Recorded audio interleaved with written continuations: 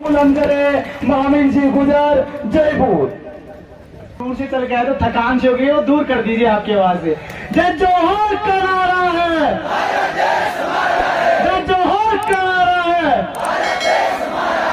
साथियों, आज का जो महाचिंतन शिविर रखा है और इतने गुणी जन लोग बोले हैं। पहली बात तो बिल प्रदेश को बधाई हो कि उनके पास एक इतनी गुणी बहू है, बबीता दीदी जैसी, कि वो आपके पूरे बिल प्रदेश में, मैं अगर किसी को संविधान के बारे में बोलते विषय विस्तार से समझाते सुनते देखता हूँ तो बहुत अच्छा बोलती है। तो प्रसून भाई को एक तो बधाई कि एक इतनी गुणी बहू बिल प्रदेश में लेके आए। अब बात शुरू करते हैं मुद्दे की। अब बात शुरू करते हैं मुद्दे की।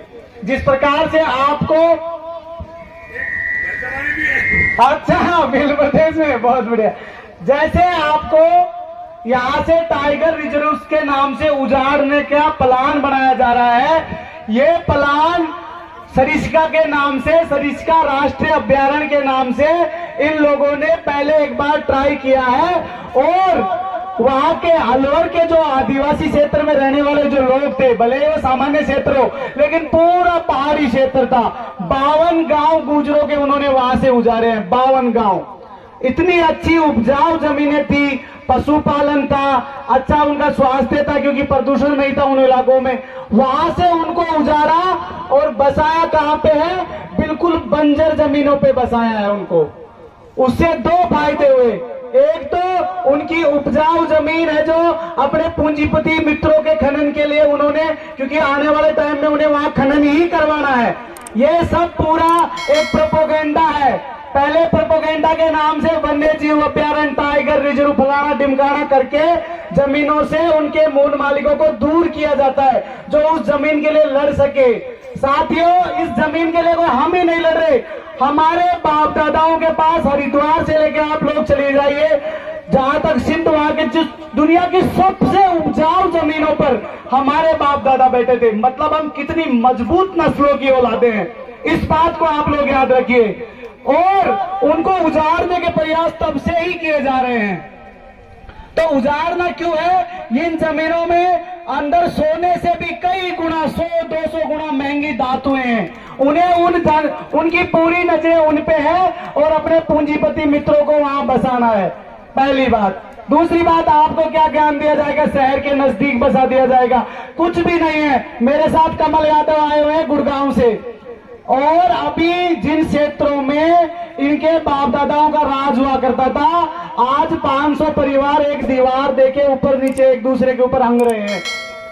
ये कर दिया है फ्लैट्स के नाम से।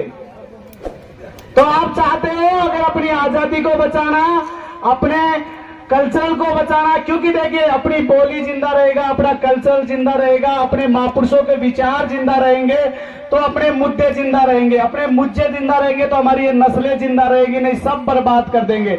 अपने पूंजीपति मित्रों के लिए इन लोगों को सस्ती मजदूरी की जरूरत है, वो ये आप ही लोगों को तैयार कर रहे हैं यहाँ से उजाड़ के।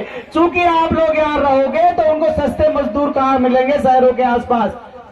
दो मुद्दे अपने पहचान हो गई। अब तीसरी बात अपन करते हैं, जो सबसे बड़ी बीमारी है वो है कमल कांग्रेस। उन्हीं की वजह से ये सब कुछ हो रहा है।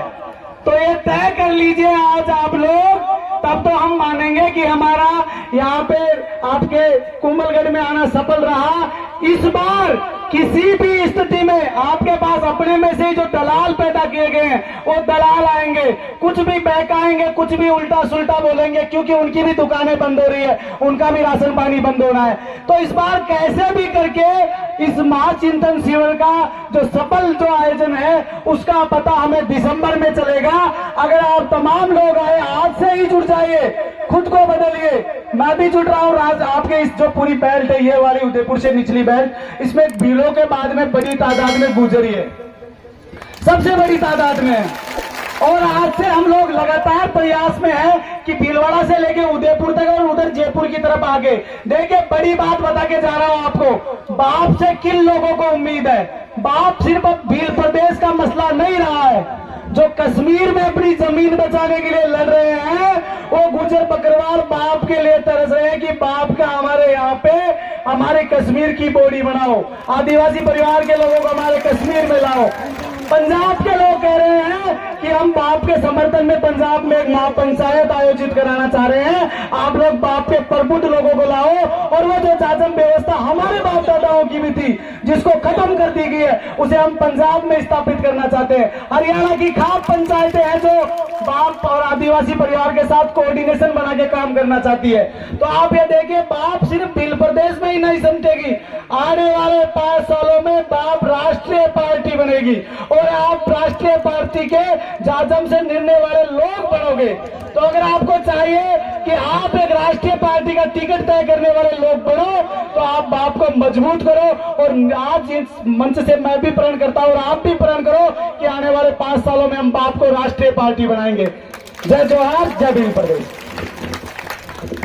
महावीर जी साहब ने बहुत ही बेहतर बात